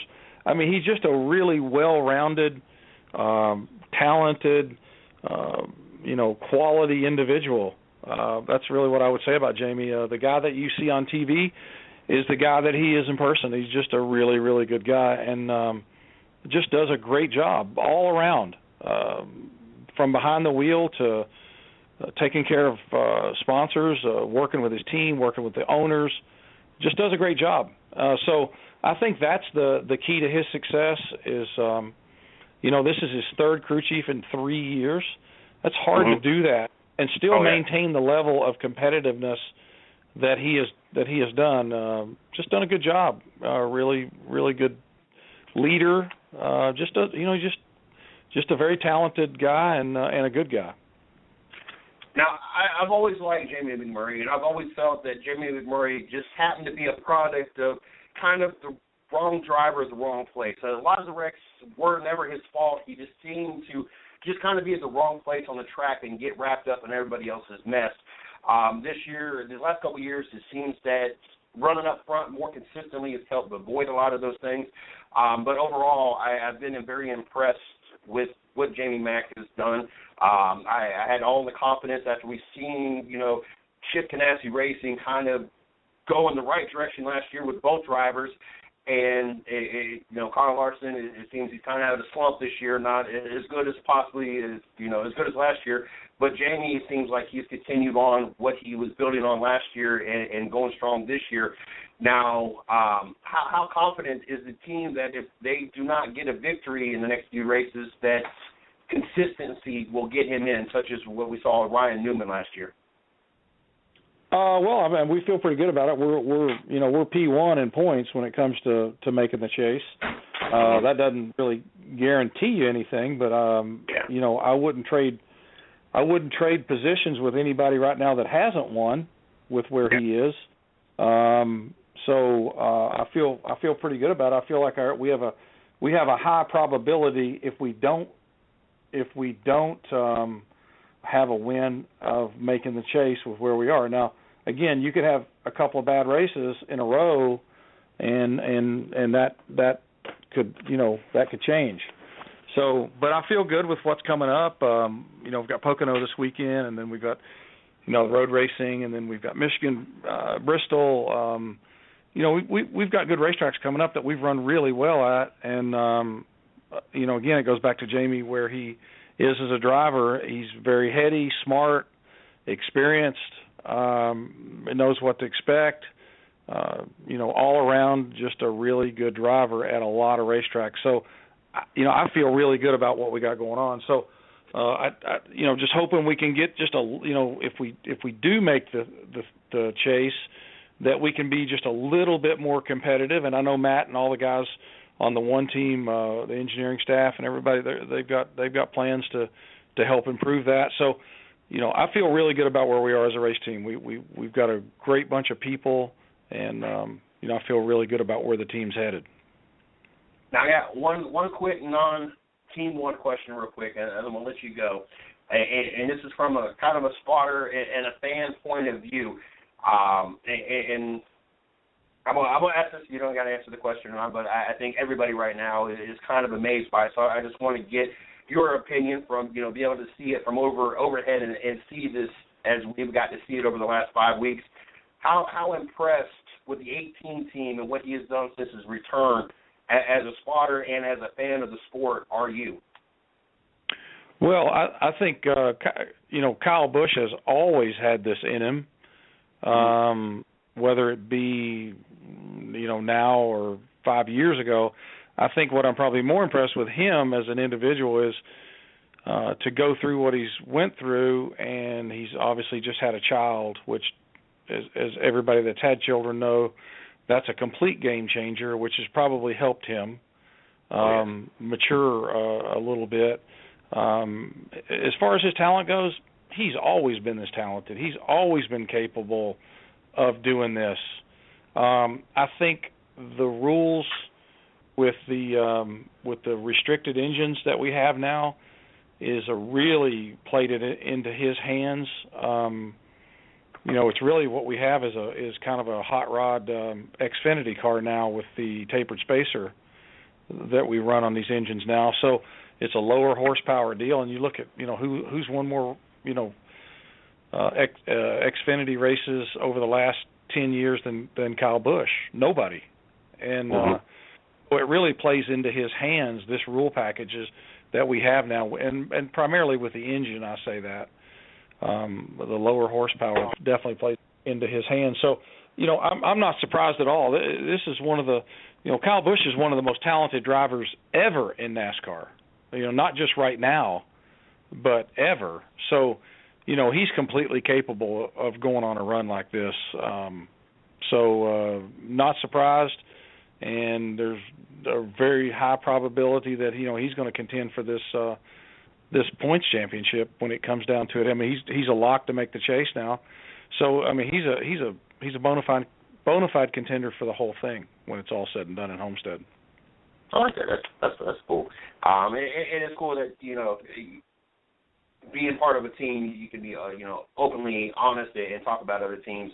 And it's cool that the NASCAR family is that way. So I want to thank you for coming on. I know it's been a while, but I love having you on the show. You kind of get a look at the sport at a whole different kind of point of view, and it's really cool to be able to see that. And if we had the opportunity, we would have all different aspects of this sport on the show, because you don't really appreciate what it all goes into what we see on a Sunday until you have the opportunity to talk to everybody and how their roles, kind of impact what we get to see, the product that is on the track on a Sunday afternoon. So, Lauren, I definitely want to thank you once again. Good luck. Definitely pulling for Jamie. I like Jamie.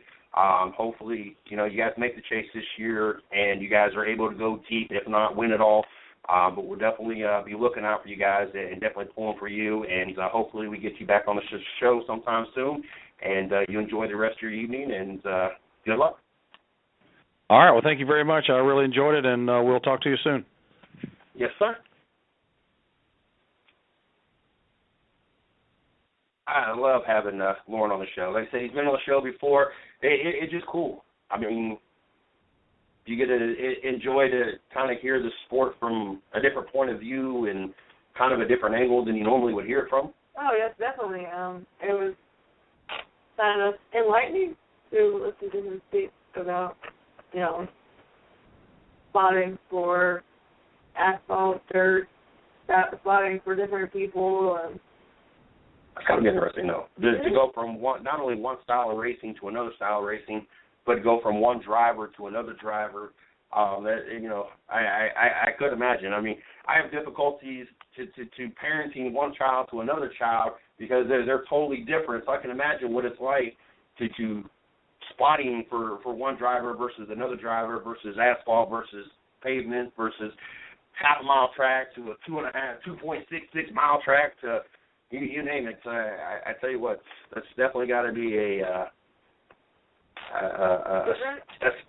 difference. But it's got to be a skill set that not everybody's going to have. And I know from the previous time we had him on the show, he kind of wanted me to tone it down. Like, it's not me, it's the driver. But I tell you what, you're kind of the eyes. And like they were talking when I was watching the race. I think it might have been Jeff Burton that said it. But they were asking about the drivers next to him. Can you see him? You can't see the driver next to you. And so, that's kind of his eyes on who's next to him, who's behind him, who's at his blind spots, quarter panels. Are you clear driver clear in front of you to come up in line? I mean, I know that Lauren, really doesn't view, himself as being that man, but, he's kind of the man. I mean, I don't know. I don't know if I could do it because I'm so competitive. I would be throwing elbows. You bumped up against my driver. I'm sorry, but I couldn't be part of that sorority or that fraternity or whatever. Like, I just couldn't do it. I'm way too competitive. But I think that I would be nerve-wracked by the time the race is over, worried about if I told my driver the right line or make sure he was clear or not clear. So you guys got to understand something. I mean, he's been doing that for how many years? 13 years? I don't care. I've been doing this for 4 years, and I still get nervous. Yes, I have. So I can imagine that I'd be a wreck up there even after 20 years of doing it. No.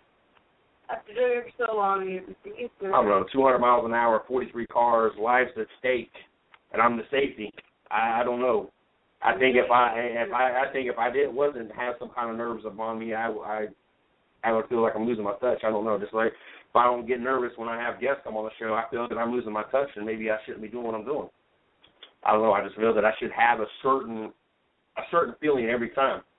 Speaking of guests, we got Izzo, our NHL expert joining us as we got him in the studio. Looking forward to having another week of some NHL talk as he is bringing, as everything locks up there, he's bringing us the latest of the NHL without any further delays. I see him in there.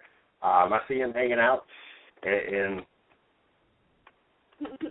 my screen wants to move and move and move. Here we go. Izzo, how are you doing tonight? I'm pretty good, Jason. How about yourself? I can't complain. Can't complain. So far, I mean, what is there to complain about? We met a great person in the chat room, Courtney Conley. I'm excited about her information being sent over by Miss Lee, so we're going to get an opportunity to know a little bit about her, possibly have her on the show. We had Lauren on the show. I know you're not a big NASCAR guy, but you get to appreciate a little bit more about the sport by being able to see the sport kind of from a different angle.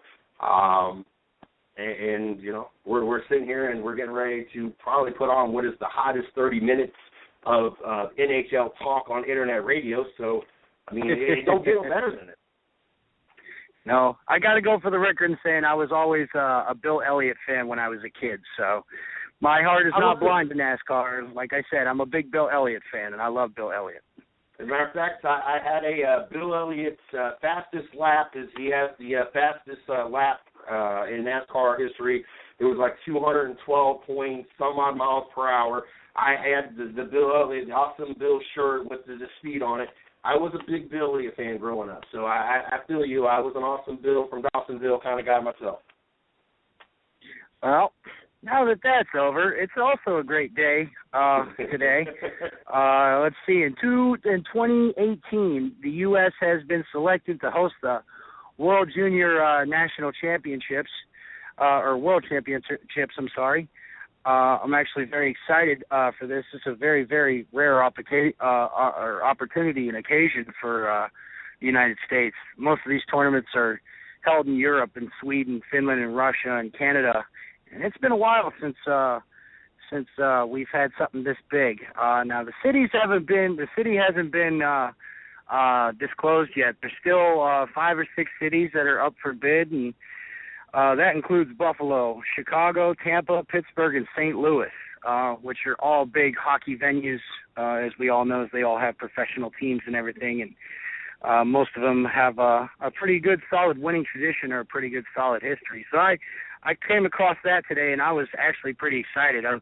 Me being a Pittsburgh boy, I hope it's in Pittsburgh because that'll be one fun road trip for me during that time in December and January. So I'm really looking forward that it's within driving distance so I can go see that because there's going to be a lot of young talent, future talent in the NHL are going to be playing this game. Top college stars, just top guys from around the world. The cream of the cream are going to be at this tournament representing their country, trying to bring home the gold and everything like that. So this is a very, very special opportunity for people in North America or in the United States alone, just to see some really, really good hockey and see some young stars start plotting their future out. How big of an event is this? Like in comparison to other big venues such as the World Cup or the Super Bowl or I don't know how to compare it. I mean, are we talking a massive amount of people and how long is it? I mean, how big is this for hockey and puckheads out there? Well, this is going to be pretty big. This tournament's going to be held December 26th through January 5th in 2018, like I said. Most of these guys this is the junior league, so most of these guys are coming out of high school. Some of these guys are still in high school. Some of these guys might still be in college. Most of them aren't even legal to buy a beer in this country yet. But for them, it's a very big thing in their families. You're representing your country. You're putting your family's name out there, and you're trying to bring honor and pride to your family and to a sport you love and to with the brothers that you're sitting on the bench with and shaving ice with. It's a very, very big opportunity. Most of these guys, some of these guys might end up in the NHL. Some of these guys may up in other professional leagues, over in the Czech Republic or Russia or Sweden or Finland. Any kind of elite scout is going to be at this tournament to scope in on what's going to happen. It's a very big thing. I really would like to see a lot of people really pay attention to this. I mean, yeah, we got 3 years until it gets here, but this is still a big opportunity for people if they don't really watch hockey to watch it on a grand scale and watch, basically a bunch of kids going out there and representing their country, proudly. Now, before you continue on, I have to throw an apology out here, and at the same time, I want to throw an explanation out here as well, just because I had a big whoopsie. I just read the chat room, and I apologize because I said her when I referred to Courtney, and Courtney is a guy. And to my defense, though, a lot of people refer to Miss Lee, even though I say Miss Lee, a lot of people think Miss Lee is a guy because the L-E-E, and you know how many times there's been a confusion with that. So even though it's not an excuse, but I do want to throw an apology out there. I heard your guest call you Miss Lee. So they call me Miss Lee. I do want to apologize out there. I guess I should have read the link before I just got to rambling at the mouth, but I do apologize, and I just saw the chat room, and everybody's got their laugh in on me on that one. But I do want to throw out there that I do apologize real quick. And go ahead, Izzo. Well, other than that, there's been one major trade that happened today, and Pittsburgh got really active today. Pittsburgh signed Eric Fair, formerly of the Capitals, to a 3-year, $6 million deal. Also in that process, the Penguins traded away Brandon Sutter to the Canucks for Nick Bonino and Adam Glendening and a second-round pick in next year's draft. This was kind of a heartbreaker. Sutter's very well liked wherever he goes. When he was in Carolina, as most of some of the locals might remember, he was a very, very young kid, very talented, can skate really quick, and had very good stick and shooting ability. He's going to be sorely missed in Pittsburgh. I think this is a good move for Pittsburgh in the long run. Sutter's going to get grossly overpaid for his services. It's just because of the veteran leadership he provides. He can score shorthanded goals. He can score on the power play. He can score 5-on-5. The man can score just about any given situation on the ice. So he's going to bring a lot of valuable upside to Vancouver. With Pittsburgh getting Nick Bonino and Adam Glendening. Now, these guys, they're not really your top two lines. They're more of your third, fourth line guys. But these two can still put the puck behind the net. So this really solidifies a Pittsburgh Penguin team who is freshly deep on the first two lines with the likes of Malkin, Crosby, David Perron, Patrick Hornquist, Kunitz, Pascal Dupuis. This team is just loaded up, and we can't even forget the big name, Phil Kessel. I mean, this team is going to be loaded for next year with the hindsight of the young defensive core that they have coming up through their farm system and that they've had coming up through their farm system through the last couple of years. It's going to be a sight to see in Pittsburgh next year. I know a lot of people are pretty excited to see what's going to happen. Definitely. I tell you what, it's a lot of movement in one little spot there. Yeah, and just a matter of hours too. I mean, this one happened bright and early when I went to work this morning, so I was a little taken back by it. But I like the move in the long run. Keeps the Pens well underneath the cap, just in case if they want to do something around trade deadline time. So we'll see how it plays out for them. But there's certainly a high bar in Pittsburgh right now, and they're definitely going to have to meet it. Also in the West, or in the East, Alexander Semin, who is a sought-after free agent this year, coming off a very, very, very, very, very down year with new career lows the past season. Alexander Semin got signed by the Montreal Canadiens, which is, honestly, I like this move for Montreal.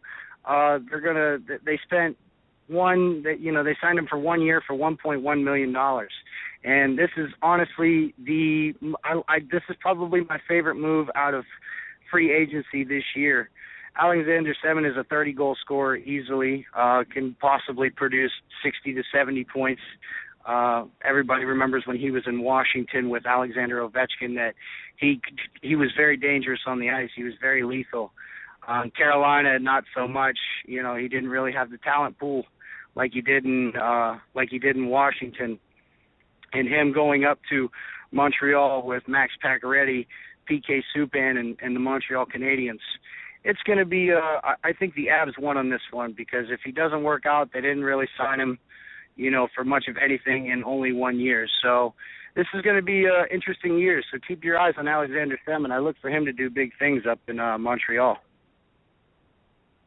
I like that. I definitely like that move right there. It's like I said, I enjoy it. The Canadians aren't really losing anything, but they're gaining a whole lot. So it's going to be interesting.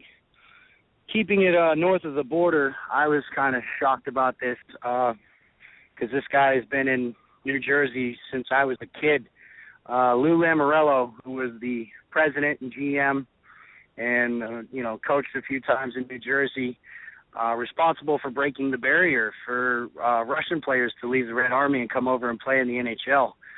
Lou Lamoriello resigned in New Jersey and agreed to become general manager in Toronto. And I'm a little taken back by this, because Lou is a great father and pioneer in the sport of hockey.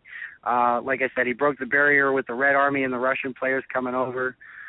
He's won, you know, a few cups, responsible for drafting Marty Brodeur. And if you don't know who Marty Brodeur is, then you're not really a true hockey fan, I guess.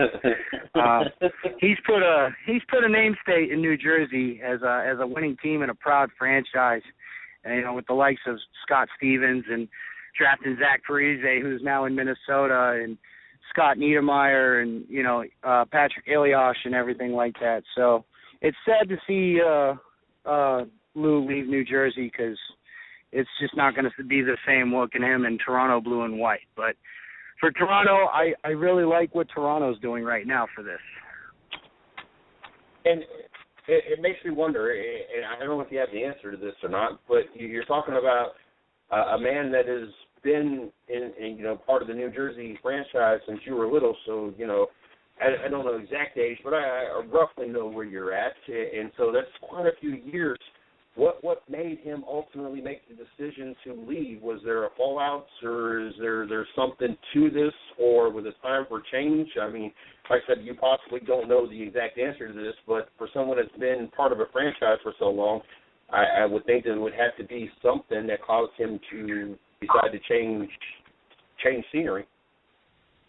Well, I mean, he was there for 27 years, and I'll be 30 this Saturday. So, I mean, he's been there since I was 3 years old. He did release a letter through the newspaper to the fans saying that he loved his time, and that I think it was just time he wanted to go, you know, in a different direction, you know, kind of start fresh, see what else, you know, see if he still had the magic beans to make something, you know, magical happen or whatever. I really like this move for Toronto. They get a proven GM, a proven front office guy who's won cups, who has, you know, a proud history of hockey as a whole. And with them having Mike Babcock as their head coach right now, former coach of the Detroit Red Wings, who helped, you know, Detroit win a cup, who has been to the playoffs every single year that he was there in Detroit.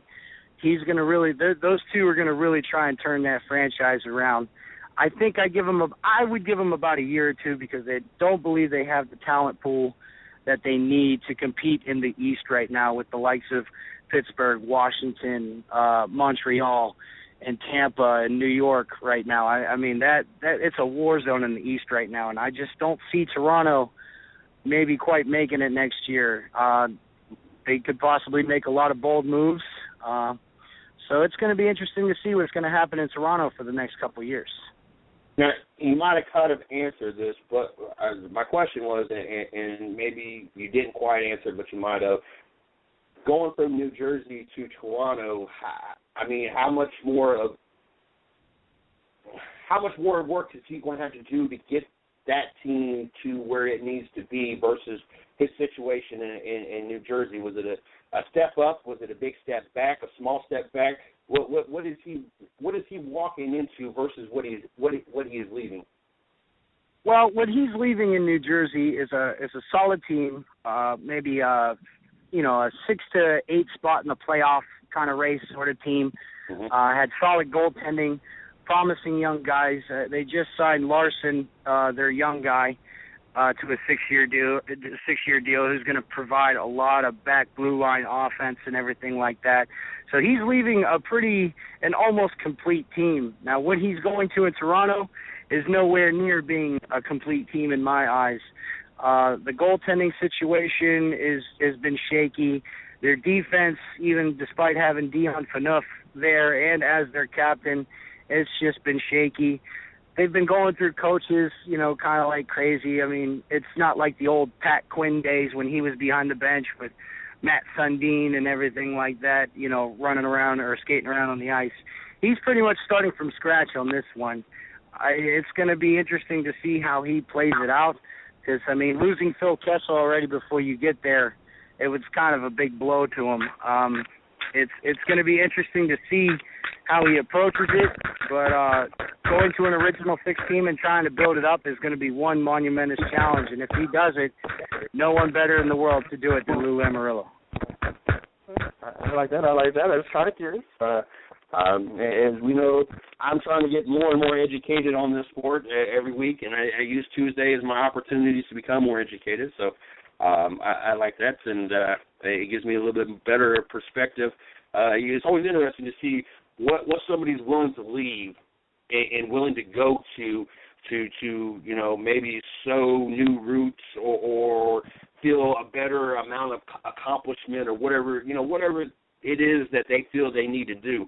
And so it's always cool to be able to see what they're willing to give up or what they're willing to jump into to fill whatever need they feel that needs to be filled.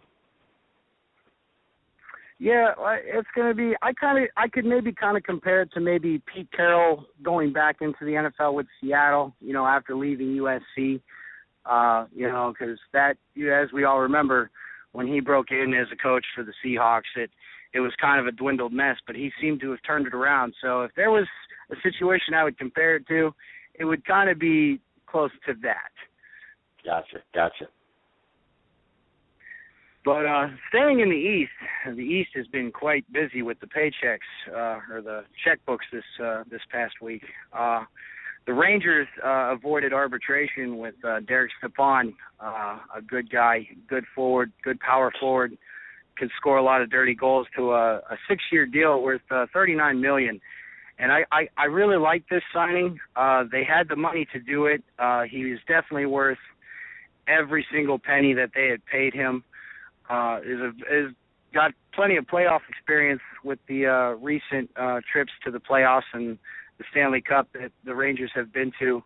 Is becoming an excellent leader in the locker room. And I can see Derek really staying in New York for a very, very long time and making quite of a name for himself. Not close to what Mark Messier or Mike Richter or Adam Graves or Brian Leetch are, but he definitely has the potential to be up there and be remembered like one of those players. So I'm very happy for Derek, and I'm pretty sure he's going to have a pretty big season in New York. He's got a lot of dollars in his bank account now to earn. So this is going to be a pretty interesting year for the Rangers.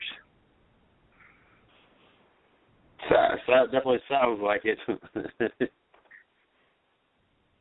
But another team in the East that solidified some good goaltending position was Washington Capitals signed Brayton Holtby to a 5-year, $30.5 million deal. And I like this signing as well. I like Brayton Holtby. He's a tough character, really can hang in games. Sometimes he can be off, though, which is kind of unruly for him, really, and unruly for me because he's an excellent goaltender. Tall kid, about 6'4", can pretty much take up the bottom half of the net just by going down on his pads.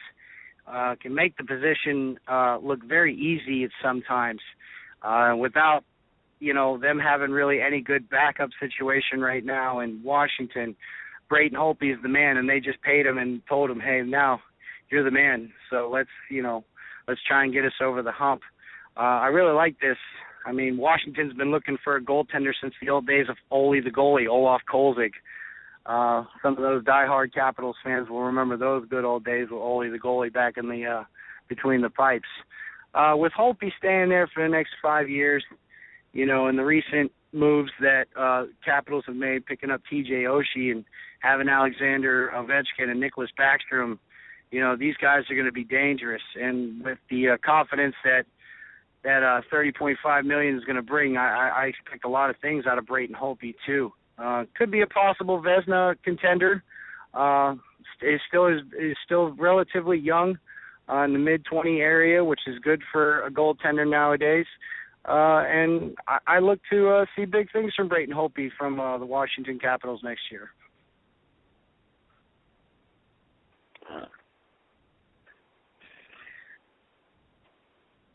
So on the last news of the night, which I am very happy to see, which actually kind of made me tear up a little bit, was the Coyotes agreeing on a resolution in Glendale, Arizona for another 3 years to keep that team in Glendale, Arizona, to try and work something out for the future to keep the Coyotes around.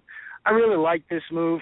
I remember when the Coyotes broke in the league back when I was in 5th grade, which was really cool. They always had cool jerseys and everything. They had a coyote with a hockey stick on it, and it was always really cool. And it was a pretty cool thing to see that the Coyotes are going to stay there. Shane Doan, the captain, has made a name for himself in Arizona, being the captain of the Coyotes for so long now. They do have some, you know, steps to overtake to get themselves into a playoff position in the West, which I really don't see is going to be too tough for next season, because the West is, other than 3-4 teams, you know, Anaheim, Chicago, maybe, possibly LA, you know, Phoenix or Arizona can find themselves in a playoff mix and possibly could do some damage. They play a pretty physical game, and I think that's why the fans like them. They've always had defense as their go-to way to play the game, and it's proven for them in the past, and I think it'll prove for them in the future. They just got to get the right coach in there and bring out the right players and everything. They got to build up that farm system a little bit, and hopefully things will take off the ground, and maybe in a couple of years we can see the Arizona Coyotes be there for another 20, 25 years or so. Now, I want to make sure I got this right. Basically, what they got was a 3-year extension to give them an opportunity to make it a permanent situation. Is that basically what it boiled down to? Yes. What had happened was the city of Glendale had canceled their lease. So pretty much just ripping the carpet out from underneath them, which was kind of a shock in the NHL world because no one really saw it coming at all. And the team had a meeting with City Hall, and they had thousands of fans that poured in and had given speeches and everything to the city council members and everything, saying that this is not fair, that they appreciate what the Coyotes do. They love their Coyotes. They want to see them in Arizona, and they want to keep continuing to go in games. There's a lot more behind it. There's a lot of dirty rumors and whatnot and garbage behind it, and I don't want to get into that because I don't know the specs of it. And I just wish that, you know, Glendale comes to their senses and keeps the Coyotes around. They have a good following. They usually, you know, they come. They can fill up their house pretty good. There's never really any empty seats at the games and everything like that when I watch the games. So I'd like to see Arizona stay there in Arizona and Glendale. That team or that city has the resources. I mean, you have, I believe the Cardinals play there. If I'm not mistaken, I'm not too sure if that is right outside of Glendale or not. They have a huge following there for the Coyotes. So there's a lot of love, and there's a lot of people that want to see their Coyotes stay in Arizona. What's the hold-up? Why is there only a 3-year extension? What's the hold-up that's preventing them from it being already a permanent situation? I do believe the team is looking at getting a new facility, a new arena. I do believe that is what the holdback is. and everything like that. And as we all know, up in Pittsburgh, that can easily come or not easily come, because with that new 30-year deal, the new 30-year lease that the Penguins got for the Consol Center, that took a lot of blood, sweat, and tears from the owners up in Pittsburgh. I know Mario Lemieux probably had a lot of sleepless nights trying to figure out if his team was either going to be in Seattle or Las Vegas or something like that, because they had to fight the city tooth and nail. Sometimes it works and sometimes it doesn't. I'd like to see this time work again. Like I said, I'm a big fan of their jerseys. I love their jerseys. And they have a huge following, and it would be cool to see the Stanley Cup go out into the desert and hang out for a year. Can only imagine what kind of pictures we would see from that kind of off season. So hopefully they get a deal done and try and get a new arena built for them, or we could see Arizona moving somewhere. Maybe they'll move to one of the applications that were filed for expansion by Vegas and Quebec. We don't know, so it's only time will tell, and it's going to get a lot uglier before it gets pretty on from what I'm reading and everything right now. So hopefully Arizona's smart and they keep their Coyotes in town and keep the fan base really, really happy. Like I said, they've only been in the league, 15, almost 20 years now, so they haven't really, I like that. Only 15 or 20 years. Yeah, only 15 or 20 years. So I mean, they're still relatively young, because the original 16, some of these teams are over 100 years old, I guess. So, it is funny to hear only 15, 20 years. Yeah. So, hey, we'll see what happens with that, man. So hopefully Arizona will remain in Arizona and we can get some Coyote hockey and hear that Coyote call whenever the goals are scored, and hopefully they can do some damage out there in the West next season. Well, Izzo, I definitely want to thank you, as I always do, for what you do for the show on Tuesday nights. I believe it's the last Tuesday of the month. So I'll definitely be looking for you this weekend. But definitely looking forward to seeing what we got going on next Tuesday nights, and definitely looking forward to learning some more NHL and getting more knowledge leading up to the show and, of course, during the show. But once again, I want to thank you. Do you need to shout out to your fellow hockey puckheads out there? Well, I'd like to give them Misfits a holler, let them know that Saturday will be a day that we are going to get together and celebrate my birthday and play some puck. I'd like to thank those guys, the Nighthawks up north, who are listening right now, and a good dear friend of mine, Jamie Kreitzer, because she's been sharing your link and spreading the word of the 110 Nation. So I got to throw a big shout out to Jamie Kreitzer back home. I thank you very much, dear, and I'm sure Jason does too. Definitely want to thank Jamie for doing what that person do. I don't even want to say male or female at this point, because I done screwed up once already tonight. And Jamie's a unisex name as well, or whatever you say that. So I don't want to screw that up. But I definitely want to wish you a happy birthday for Saturday. I'm sure that I will see you between now and Saturday. I would be honestly shocked if I don't see you before Saturday. But I'll definitely be looking for you this weekend, and you enjoy the rest of your week, enjoy the rest of your evening. We will catch up later this week, and I'll talk to you later. All right, Jay, have a good night.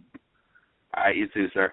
That was Izzo, our NHL expert. Love having him on the show. Love my last 30 minutes of Tuesday night. Don't forget, we are on tomorrow, 9 to 11 Eastern Standard Time, so make sure you tune in. Don't forget, Thursday, Racing with Big Sweat starts at 9 o'clock. It goes anywhere to 10 to 11 o'clock, depending on how many guests. We had 3 guests scheduled. One of them overslept. We had 2 of them. We still went an hour and some change. We will have Steve Billmeyer, Chris Creighton from Yellow Caution Flag, and myself in the studio. I'm not quite sure on his guests yet. I have not gotten that list. But don't fear. There will be a slew of guests coming on the show, so don't worry about that part of it. Make sure you check us out, www.the110nation.com. Like us on Facebook, Mr. CJ Sports, 110 Nation Sports, or 110 Nation Sports Radio. Like us on or follow us on Twitter at 110 Nation. Follow myself at Creedy Arrow. There you go. I'm screwing that up. At CJ Sports 1. You can follow our PR lady at Creedy RM. Interested in coming on the show? All you do is hit up Miss Lee. That's LEE_110Nation at yahoo.com. Interested in joining the 110 Nation? All you do is hit me up, Mr. CJ Sports at gmail.com. Until tomorrow night, you guys have a great night, and we will talk to you then.